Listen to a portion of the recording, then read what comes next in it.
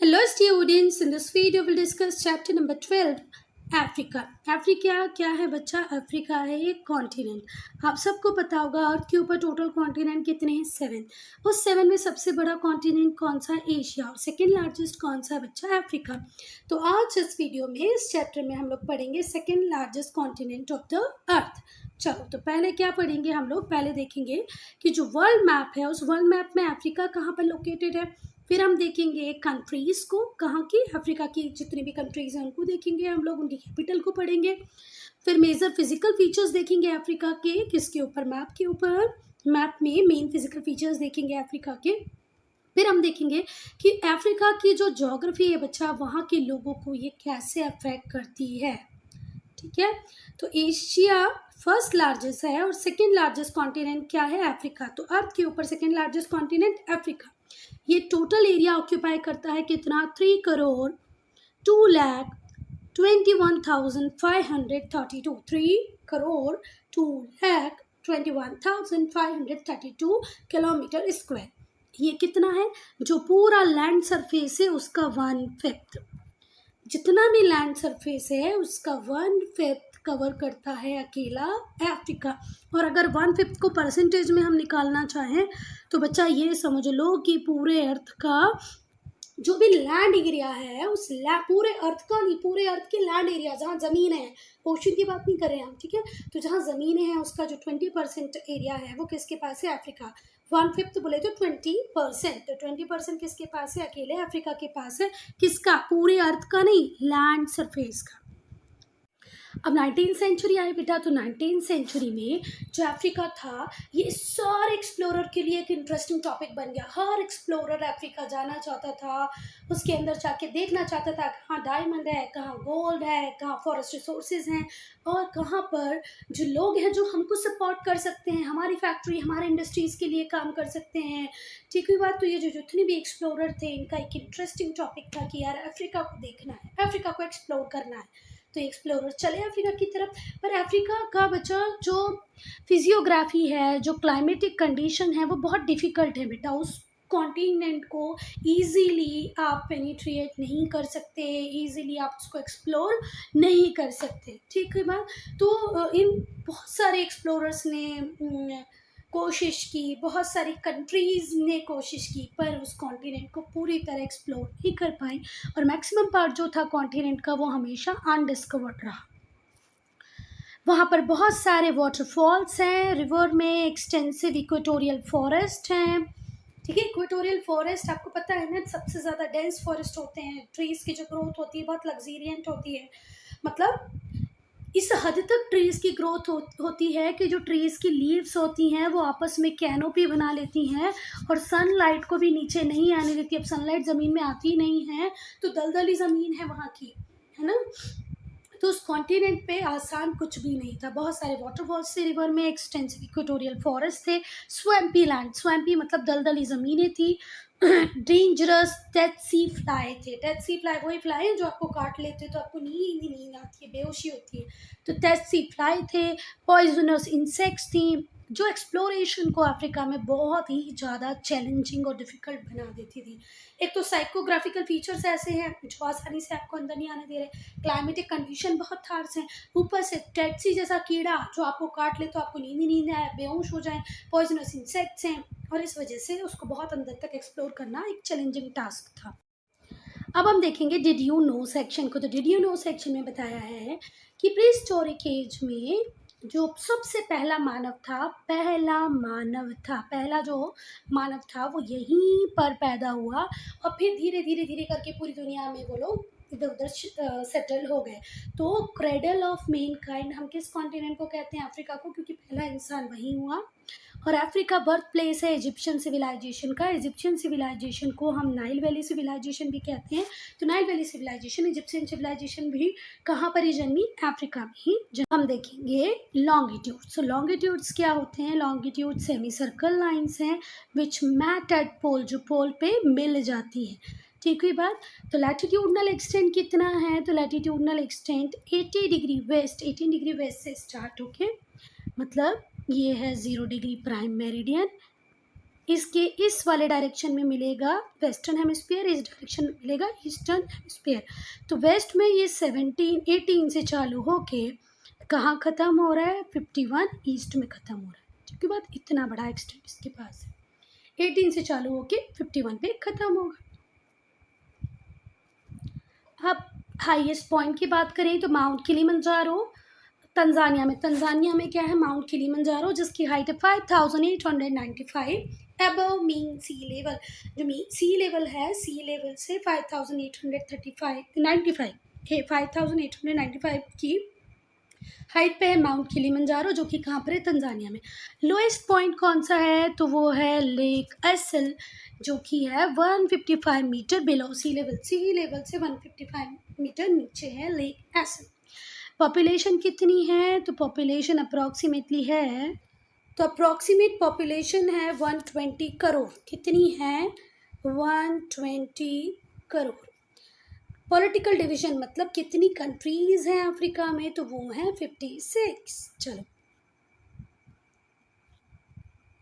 अब बेटा कुछ एक्सप्लोरर थे, फ्यू एक्सप्लोरर, जैसे कि David Livingstone, Mungo Park, Henry Morton, Stanley. इन्होंने अफ्रीका को ओपन किया आउटसाइड वर्ल्ड के लिए। किसने बच्चा, David Livingstone, Mungo Park, Henry Morton, Stanley, इन लोगों ने अफ्रीका को ओपन कर दिया आउटसाइड वर्ल्ड के लिए। उन्होंने डिस्कवर किया बहुत सारी प्लेसेस को in the heart of Africa, like Victorian fall, Congo, Niger rivers. तो they discovered many places in the heart of Africa. Africa के हार्ट में इन्होंने अफ्रीका का मिडिल पॉइंट बोलना चाह रही है, इन्होंने बहुत सारी चीज़ें ढूंढी, Victoria fall, Congo, Niger river. ये जो एक्सप्लोरेशन थे gradually lead to colonisation of Africa. बेटा देखो मैंने पहले ही बोला था कि जितने भी किंग्स थे उस पर्टिकुलर टाइम में, तो वो एक्सप्लोरेशन को फाइनेंस ही इसलिए करते थे कि जाओ और ऐसी ज़मीनें ढूंढो जहाँ से हमें रिसोर्सेज मिल जाए, जाओ ऐसी ज़मीनें ढूंढो जहाँ पर हमें वो लोग मिल पाए जो हमारे लिए काम करें। तो बेटा जैसे ही एक्सप्लोरेशन हुए, जैसे ही हमें अफ्रीका के बारे में पता चला, और इसी से अफ्रीका का कॉलोनाइजेशन स्टार्ट हो गया। और बेटा अफ्रीका का कॉलोनाइजेशन की कहानी तो इतनी दर्द भरी है, इतनी रोने वाली है कि आप लोगों को शर्म आ जाएगी कि भैया ये अंग्रेज़ लोग कैसे थे, ये स्पेन कैसा था, ये डच कैसे थे। बिल्कुल भी ह्यूमन सेंस, ह्यूमैनिटी इन लोगों में थी नहीं थी।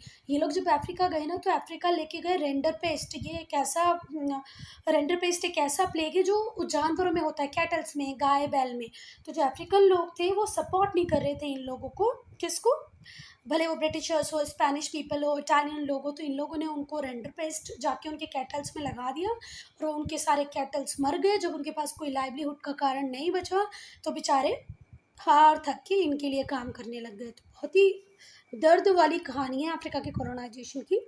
और अफ्रीका को कॉलोनाइज किया बहुत सारी यूरोपियन पावर ने। In the latter part of 20th century जो इंडिजिनस लोग थे अफ्रीका के, उन्होंने अपनी ज़मीनों पे कब्जा वापस ले लिया। जैसे हम इंडिपेंडेंट हुए ग्रेजुअली, अफ्रीका की बहुत सारी कंट्रीज़ भी इंडिपेंडेंट हो गई, अपने आप को इंडिपेंडेंट डिक्लेयर करा लिया उन्होंने भी। अब हम देखेंगे लोकेशन की, अफ्रीका वर्ल्ड मैप में कहाँ पर लोकेटेड है। तो बहुत ही प्यारा मैप आपकी बुक में दिया हुआ है, देखो ये है हमारा एशिया, ये नॉर्थ अमेरिका, ये साउथ अमेरिका, ये ऑस्ट्रेलिया, अंटार्कटिका को छोड़ देते हैं अभी हम, और ये है हमारा अफ्रीका। तो कितने हो गए, 1 2 3 4 5 6 होगा अंटार्कटिका। और 7th कॉन्टिनेंट कहाँ चला गया, यूरोप, ये रहा यूरोप। चलो तो ये हो गए 7 कॉन्टिनेंट, जिसमें अंटार्कटिका ने दिखाया 1 2 3 4 5 और 6। अब आप लोग जरा अफ्रीका की लोकेशन को देखो। पहली बात तो देखो, ये रही पास हो रही है ट्रॉपिक ऑफ कैंसर, ये पास हो रहा है इक्वेटर, और ये पास हो रही है ट्रॉपिक ऑफ कैप्रिकॉर्न। मैंने पहले बताया आपको।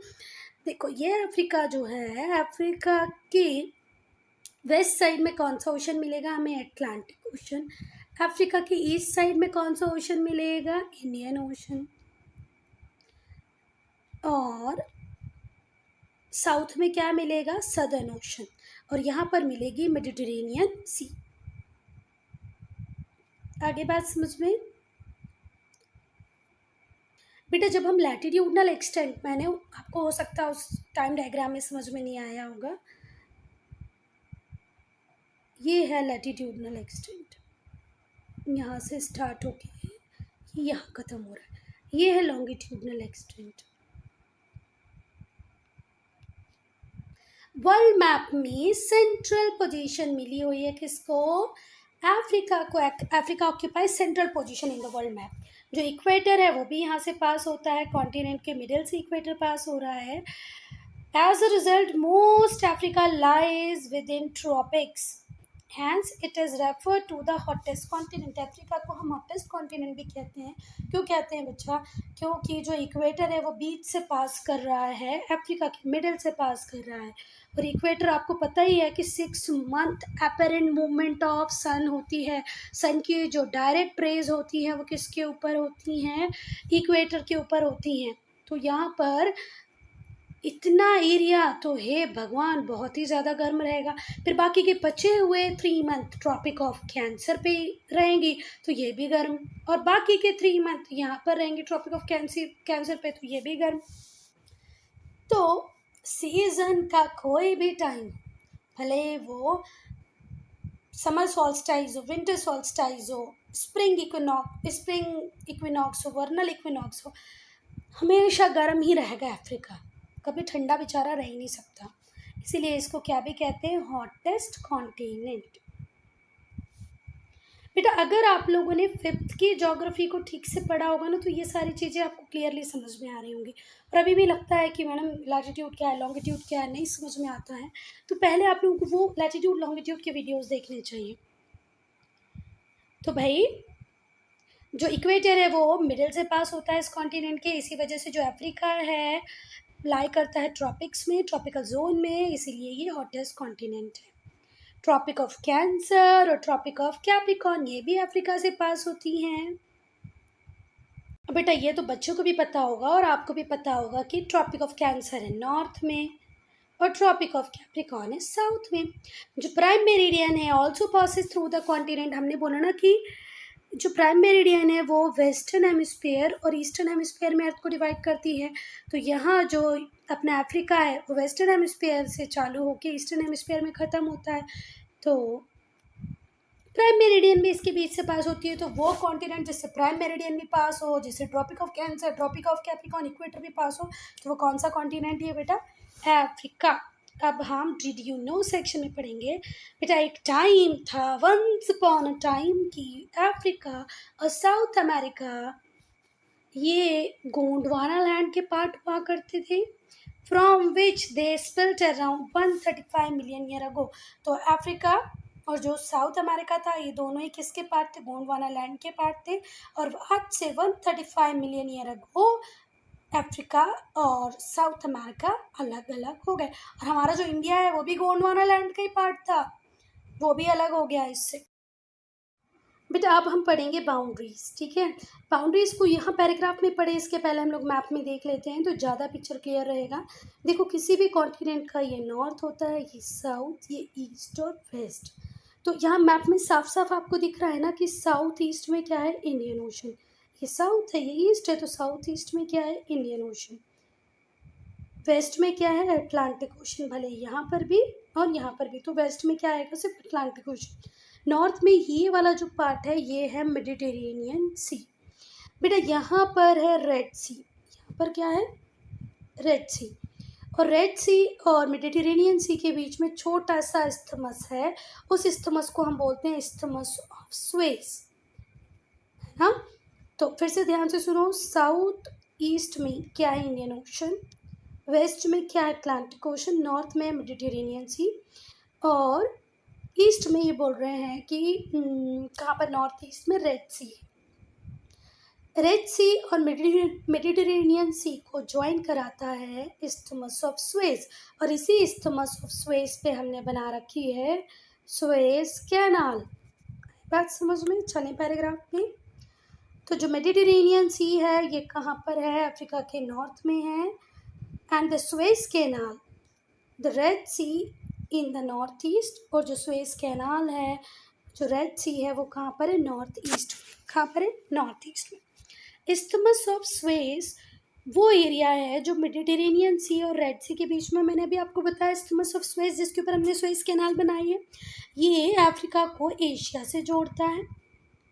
नॉर्थ में, इन द नॉर्थ वेस्ट जो अफ्रीका है वो कनेक्टेड है यूरोप से। नॉर्थ वेस्ट में अफ्रीका यूरोप से कनेक्टेड है किससे? स्ट्रेट ऑफ जिब्राल्टर से। जो इंडियन ओशन है lie to the south west, नहीं साउथ ईस्ट कर लो यहाँ। साउथ ईस्ट में क्या मिलेगा आपको? Indian ocean. अटलांटिक ओशन मिलेगा वेस्ट में और सदर्न ओशन मिलेगा साउथ में। सदर्न ओशन नहीं बताया ना मैंने आपको, सदर्न ओशन। चलो, तो ये साउथ है और साउथ में नीचे क्या है बच्चा? ये रहा Southern Ocean. Southern Ocean south में, अटलांटिक ओशन वेस्ट में है, साउथ ईस्ट में इंडियन ओशन है, नॉर्थ ईस्ट में रेड सी है, और नॉर्थ में मेडिटेरेनियन सी है। Africa also comprises a number of islands and archipelagos. Archipelagos क्या होता है बच्चा? ग्रुप्स ऑफ आइलैंड्स, या group of islands is known as archipelagos. Archipelagos क्या है? Group of islands. Among these जो मेडागास्कर है, मेडागास्कर बहुत इंपॉर्टेंट है बच्चा। मेडागास्कर तो हमारे इंडियन मॉनसून के लिए भी बहुत इंपॉर्टेंट है। तो ये जितने भी कॉन्टिनेंट हैं, इन सब कॉन्टिनेंट में सबसे जितने भी आइलैंड्स हैं उन सब आइलैंड्स में सबसे ज़्यादा इंपॉर्टेंट है मेडागास्कर। ये one of the largest continent है। Madagascar is not the largest continent, it is one of the largest continent बेटा। तो मेडागास्कर किसका आइलैंड है? अफ्रीका का। आर्कीपेलगो क्या होते हैं? Group of islands. जो सदर्न मोस्ट टिप है उसे हम बोलते हैं केप ऑफ गुड होप। ये तो मेरी फेवरेट है, केप ऑफ गुड होप, इसको बोलते हैं केप ऑफ गुड होप। मुझे बहुत अच्छी लगती है ये वाली जगह, केप ऑफ गुड होप। और ये रहा हमारा मेडागास्कर। ये कौन सा आइलैंड है? ये है मेडागास्कर, और ये क्या है? Cape of good hope. अब हम देखेंगे पॉलिटिकल डिविजन्स। तो अफ्रीका में 54 कंट्रीज़ हैं। The African union is an international body. African union क्या है? एक इंटरनेशनल बॉडी है जो रिप्रेजेंट करती है 55 नेशंस को ऑफ द कॉन्टिनेंट। कितने नेशन को रिप्रेजेंट कर रहे हैं ये? 55 नेशंस को, ठीक है ना। अब फिर कन्फ्यूजन, अफ्रीका तो 54 कंट्रीज़ थी, यहाँ 55 नेशन बोल रहे हैं। तो बेटा ये कन्फ्यूजन इसलिए है कि United Nations organisation UNO, United Nations से 54 कंट्री को रिकॉग्नाइज करता है, वेस्टर्न सहारा को रिकॉग्नाइज नहीं करता। ठीक है बात। जो पॉलिटिकल डिवीजन है अफ्रीका के, वो यूनाइटेड नेशंस के अकॉर्डिंग 54 कंट्रीज़ हैं, पर अफ्रीकन यूनियन एक इंटरनेशनल बॉडी है जो 55 नेशंस को प्रेजेंट करती है, क्योंकि ये वेस्टर्न सहारा को भी एक कंट्री की तरह देखती है, पर यूएन नहीं देखता। ये जो बॉडी है ये कलेक्टिव डिसीजंस लेती है रिगार्डिंग नेशंस, पॉलिटिकल, सोशल और इकोनॉमिक कंसर्न। ये जो AU है, अफ्रीकन यूनियन है, ये कलेक्टिवली डिसीजंस लेती है regarding the region, political, social और इकोनॉमिक कंसर्न। जो डिफरेंट कंट्रीज़ हैं अफ्रीका की और जो उनकी कैपिटल है वो हम देखेंगे अब नीचे टेबल में। Until 2011, Sudan was the largest country in Africa. 2011 तक सुडान सबसे बड़ी कंट्री थी अफ्रीका की, पर आफ्टर अ पीस एग्रीमेंट के बाद साउथ सुडान को इंडिपेंडेंस मिल गई। किसी सुडान से? तो एक सुडान है, एक दूसरा साउथ सुडान है।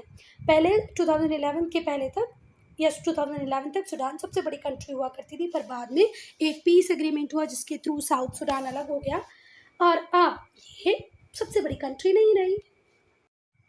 बेटा ये वो टेबल है जिसमें कंट्री भी दी हुई है, कैपिटल सिटी भी दी हुई है। आप लोगों को लगता है क्या ये मुझे रीड करना चाहिए? बिल्कुल नहीं, मुझे इसकी ज़रूरत नहीं लगती। आप कंट्री के नेम को पढ़ें, कैपिटल सिटी को पढ़ें और लर्न कर लें। इंपॉर्टेंट है, फ्यूचर में भी काम आएगा। और अगर फिर भी आपको ऐसा लगता है कि मैम को पढ़ देना चाहिए एक बार, तो हम रीड कर देंगे, बाकी मुझे इसकी ज़रूरत नहीं लगती। अब हम पढ़ेंगे मेजर फिजिकल फीचर्स किसके? अफ्रीका के। तो जो मैक्सिमम पार्ट है आज हमने अफ्रीका का वो एक्सप्लोर कर लिया है। यहाँ पर आपको डाइवर्स इकोसिस्टम मिलेगा, सैंडी डेजर्ट भी मिलेंगे, वर्ल्ड का सबसे बड़ा डेजर्ट सहारा डेजर्ट भी यहीं पर है। तो लश ग्रीन फॉरेस्ट भी मिलेंगे, डेमोक्रेटिक रिपब्लिक ऑफ कॉन्गो जैसी कंट्री भी मिलेगी जहाँ पर आपको मैक्सिमम फॉरेस्ट मिलेंगे। जो मेजर पार्ट है कॉन्टिनेंट का वो प्लेट्यू से बना हुआ है, composed of ancient rock. Ancient rock से बने हुए प्लेट्यू हैं जो मैक्सिमम पार्ट में मिलेंगे इस कॉन्टिनेंट के, इसीलिए इसे प्लेट्यू कॉन्टिनेंट भी कहते हैं। अब अगर हम बात करें towards the narrow coast, coast क्या होते हैं बच्चों? वो लैंड एरिया जो किससे टच करता हो, सी से टच करता हो। तो नैरो कोस्ट की तरफ जो प्लेट्यू हैं ये descends in the form of steps, step बनाते हुए ये डिसेंड करते हैं। इनका जो एल्टीट्यूड होता है, जो हाइट होती है वो नॉर्थ में कम है, पर साउथ में आते आते इनकी हाइट बढ़ जाती है। नॉर्थ में हाइट कम है, मतलब सपोज करो नॉर्थ में हाइट कम होगी, पर साउथ में आते आते इनकी हाइट बढ़ जाती है। जो एवरेज एलिवेशन है वो है 600 मीटर का। तो towards the narrow coast, coast की तरफ ये जो प्लेट्यू है डिसेंड करते हैं किस फॉर्म में? स्टेप्स के फॉर्म में, सीढ़ियों के फॉर्म में। इनका जो एल्टीट्यूड है, एल्टीट्यूड का मतलब क्या होता है? हाइट। लो है कहाँ पर? नॉर्थ में, पर ये धीरे धीरे बढ़ती है जैसे ही आप साउथ में आते हैं। जो डिफरेंट फिजियोग्राफिक फीचर जो हैं अफ्रीका के हैं, उसमें हाईलैंड्स भी हैं, लो लैंड्स भी हैं, टेबल लैंड्स भी हैं। फिजियोग्राफिक, हाँ, जो फिजियोग्राफिक फीचर्स हैं अफ्रीका के, उसमें हाईलैंड भी है, लो लैंड भी है, टेबल लैंड भी है और एरिड लैंड भी है, मतलब sandy area. It has 8 major physical region, 8 main physical region है। हमारे इंडिया में 6 मेन फिजिकल रीजन, यहाँ पर 8 है। Sahara, the Sahel, Ethiopian highland, savanna, Ethiopian highland, Sahel और सहारा। फिर है स्वाहिली कोस्ट, पहले हमने ये 4 पढ़े, 4 कौन से? द सवन्ना, नहीं 5 पढ़ लिए, the Sahara, the Sahel, the Ethiopian highland और द सवन्ना, 4 ही पढ़े। क्या क्या? Sahara, Sahel, Ethiopian highland, savanna. अब हम आने वाले 4 पढ़ रहे हैं। Swahili coast, rain forest, the African great lakes and southern Africa. African Great Lake, southern Africa, Swahili coast, rain forest, ये लास्ट के 4 हो गए। तो टोटल कितने हैं? 8। एक बार फटाफट से 8 को देख लो। फर्स्ट क्या लिखोगे? Sahara, Sahel, Ethiopian highland, savanna, 4 हो गए। Swahili coast, rain forest, African great lakes and southern Africa.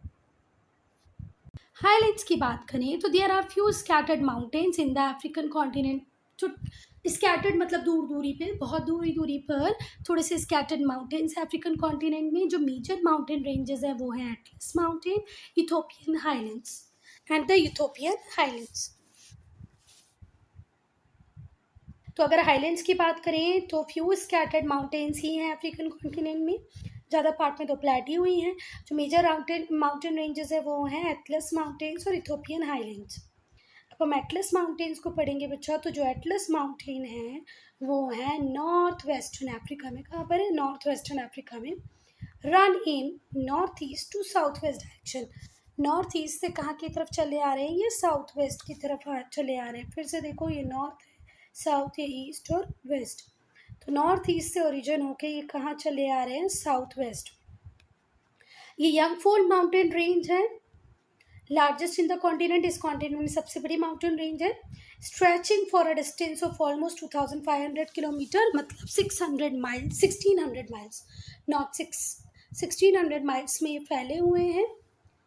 Through the countries of Morocco, Algeria, Tunisia in the north western part of continent.